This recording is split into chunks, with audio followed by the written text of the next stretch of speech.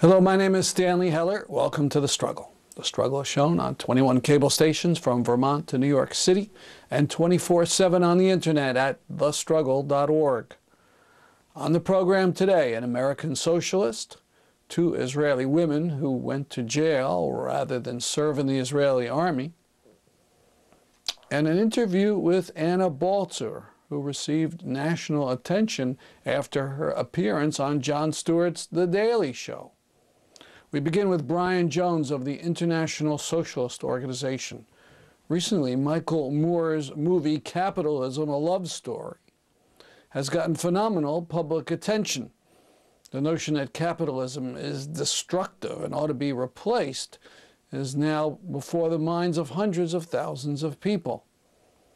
Jones is an excellent speaker and a professional narrator. He's done the audio versions of books by Noam Chomsky and Howard Zinn. I want to start with a little article that I read. I just jotted down some lines from it because it was very striking. I don't know if people saw this. In the Sunday New York Times Magazine, it frequently has these interesting little tidbits. And there was this one article about an American who recently moved to Holland. And I think the title of the article was Going Dutch. Subtitle, How I Learned to Love the Welfare State. And he goes there and he gets this job, and the first thing he learns is that, I mean, there's all kinds of things that just are like irking him as an American. You know, he's going there, it's very American mentality. But one of the things that bothers him the most is that he finds out right away he's got to pay 52% of his income up front to the government.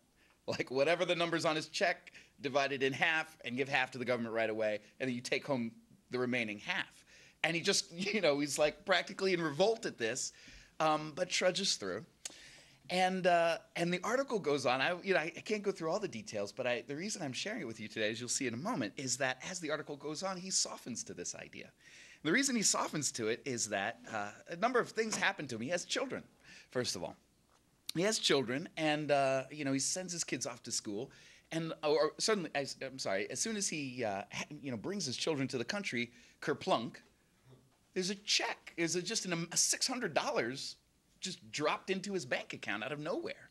And then the next quarter, another $600. Like every quarter, he's getting these $600 payments dropped into his bank. And so he calls the bank and asks, and they're like, well, it's expensive to have kids. You need diapers, and you need, and they're listing to him all the things he needs to buy. That's expensive. We were going to give you some money to help you out. So then he sends his kids grow old enough to go to school. He sends them to school. And then about her age. And then kerplunk, there's, $400 just dropped into his account. So he calls up the bank. What's this for? Oh, well, kids going to school now. You got to buy books. This is the money to buy the books. And then he writes in this, you got to go look at this art. It's really fun to read. And then he writes that last May, everybody's getting ready to go on vacation. Right before vacation time, kerplunk, $4,200 dropped into his account. He calls up the bank. Why did you just drop $4,200 into my account? And he said, well, you're about to go on vacation, aren't you? Don't you want to go snorkeling? And ski lifts are expensive, and something's got to help you pay for it. And when he starts, he calls the government officials and talks to them about this. Like, what is the thinking behind this? And they say, look, this is by law. The law in Holland is that everybody has to get paid vacation in the amount of 4 weeks from their employer.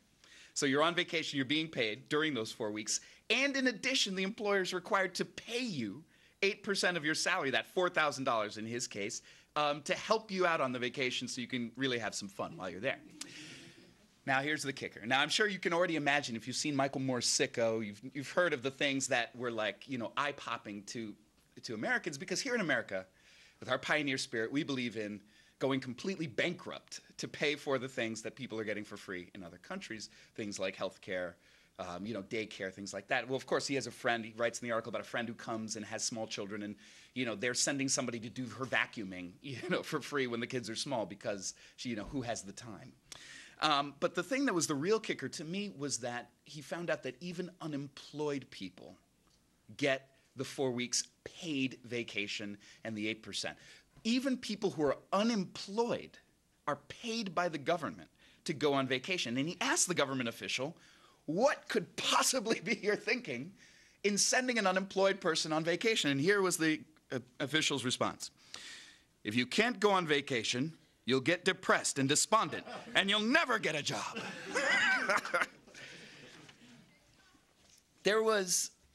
I raise all this to say that, first of all, you may be surprised to hear, of course, here you are at a meeting all about socialism. And all of these wonderful things that just set you smiling. You just can't stop, you're just dreaming about these things. I'm here to tell you that's not even socialism. I'm here to tell you that socialists are after a whole lot more than that. That Holland is actually one of the countries where capitalism got started. It's a preeminently, to this day, capitalist country. We can have a lot of things that we don't have under a capitalist system and a capitalist market. So I'm here to say, if you've already, got excited just thinking about those things, I'm here to say that socialism is not about us sharing the poverty, just lowering everybody's life down to some drab standard. But I'm here to say that socialism is about having a life that's way beyond what regular working, even unemployed people have in Holland. Something much is that they have a thing called the American dream that they try to dangle in front of us as part of the way that ideologically I think the kind of powers that be in America try to prevent the rise of socialism or kind of socialist movement.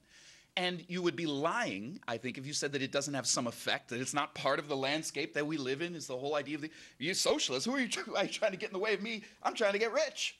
Why are you trying to stand in my way? Socialist, That's part of the thing that's out there. But even that right now is changing in America. It's an amazing thing. The New York Times CBS just did a poll, came out today, about the American dream. 72% of people still believe that the American dream is possible in this country. Okay, that's, we don't take heart in that. But 40% believe that they've actually achieved it themselves, or that they're on their way to achieving it. And then people who believe that who have not but believe that they will achieve it is 30%. Of the population. People believe in other words, I think what that shows is people believe in the American dream still. They hold on to that idea somehow in the abstract, but the more you dig down into their life, the less and less it actually applies to them. And that, I think, explains the last poll I want to share with you, and then we're done with polls, is the Rasmussen poll that I'm sure you've heard about. That given a choice between socialism and capitalism, 50% of Americans believe capitalism, that's a better system. 20% believe socialism would be a better system, and the remaining 30% are not sure.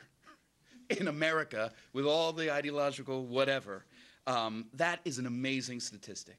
And I think we don't owe that 20%. And actually, if you look when it said young people, like people 25 and under, it was 30%, 30 some odd percent actually favor socialism. We can't take a whole lot of credit for that statistic, unfortunately, with our, socialist propaganda. I wish we could. But I think we really owe those statistics and these changes in consciousness that are going on right now to the conditions that people are living in, to life. Life itself, life under capitalism, is changing people's views about capitalism in the millions and millions. We are living through nothing less, I believe, than the overturning, or the process of overturning, of what has been a dominant set of ideas about capitalism, about economics and politics for my entire life, for at least 30, 40 years, something like that. Those ideas, in short, went by the title of neoliberalism, a deceptive term, but still you may have heard it. Neoliberalism was the idea put forward as part of a giant effort to sweep away all of the gains of the struggles of the 60s and 70s, to overturn all of that kind of social thinking. Neoliberalism was the idea that the best way to organize everything is the free market. Really, I mean, how better to organize healthcare? We need a market. Get all those rules and regulations out of the way. We need a market in healthcare. How best to organize education? We need a market. Let the free market do its thing. How best to organize banking and mortgage lending? Well, yes, get all those regulations and pesky overseers out of the way, those government bureaucrats, get them out of the way. The best way to organize it is the free market. The healing powers of the free market need to just be allowed to let rip and do their thing. And that would